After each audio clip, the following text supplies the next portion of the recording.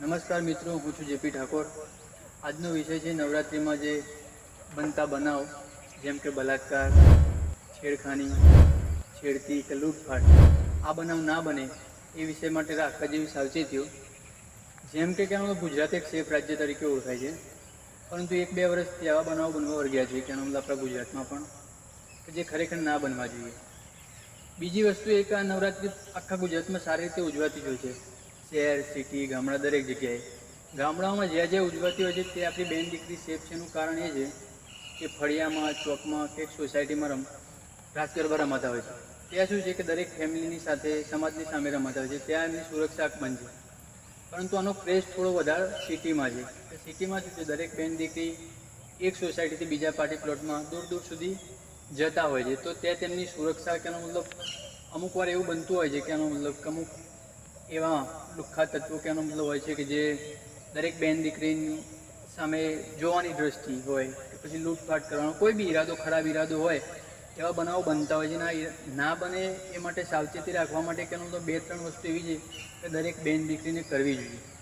પહેલી વાત એ છે કે તમે બને ત્યાં સુધી ફેમિલી સાથે જાઓ, ફેમિલી સાથે ઘરે જાઓ। બીજી વસ્તુ એવી છે કે તમને ફેમિલી સાથે કેનો થોડું ઓકવર્ડ લાગે છે તો તમે ગ્રુપમાં જાઓ, ફ્રેન્ડ સર્કલમાં ગ્રુપમાં જાઓ, જેથી કે એનો મતલબ તમારી સુરક્ષા અકબંધ જળવાઈ રહે।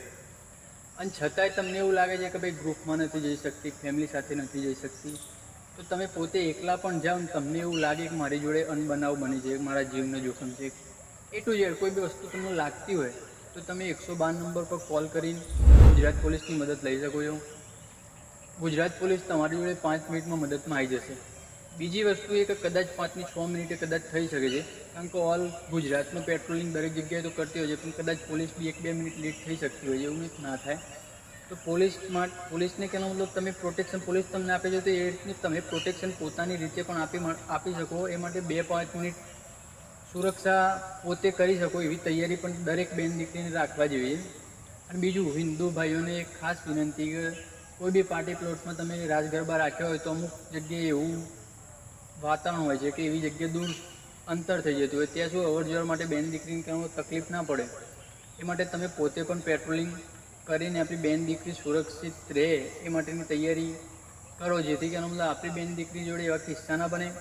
બીજું કે એવું વાતાવરણ કે ઓલ ઇન્ડિયામાં જાય તો ગુજરાત સેફ રાજ્ય છે, એવા અનબનાવ ના બને, જેથી કે એનો મતલબ કોઈ બી બહારની વ્યક્તિ જ્યારે વાત કરશે કે વિચારશે કે ના ભાઈ ગુજરાત સેફ રાજ્ય છે। બીજું કે જે એવા તત્વો છે એમને તો ગુજરાત પોલીસ કહેવાનો મતલબ એમની રીતે કાર્યવાહી કરતી હોય છે, પણ એમનો બી એક ખાસ મેસેજ છે કે જો તમે કેનો ઉપદ્રવ આજ મચાઈ દેશો તો કાલીનો રિએક્ટ જવાબ તમને મળશે જ, તો મહેરબાની કરીને તમે સુધરો। બીજું કે અમુક બેન દીકરીને શું છે કે અત્યારના જનરેશન પ્રમાણે થોડુંક કેનો નવરાત્રિને એ રીતનો વ્યૂ લઈ લીધું છે કે મતલબ કે વ્યૂના લીધે અત્યારની જે તમને બી ખબર છે કે અત્યારે અસામાજિક તત્વો એટલા બધા છે કે એમને આવો ચાન્સ જોઈતો હોય।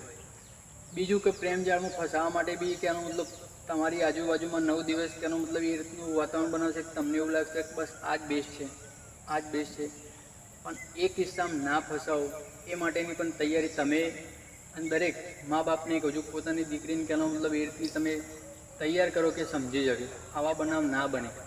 બીજું કે જો આ બનાવ આજે બની ગયો એ બેન દીકરી જોડે એકવાર કહેવાનો મતલબ જે વસ્તુ થઈ છે એની જિંદગી તો બરબાદ થવાની જ છે। આ ના થાય એ માટે સરકારને બી કહેવાનો મતલબ જે અત્યાર સુધી કરે જ છે, હું માનું છું કે ગુજરાત સરકાર કરે જ છે, એ કન્ટિન્યુ કહેવાનો મતલબ કરે, પણ એમાં બી થોડો વધારો કરે। બીજું એ કે દરેક બેન દીકરી કહેવાનો મતલબ પોતાની સુરક્ષા જળવાઈ રહે એ માટેની તૈયારી પોતે રાખવી જરૂરી છે। હિન્દુઓને ખાસ મેસેજ છે કે એક રહો, નેક રહો, સેફ રહો। જય હિન્દ।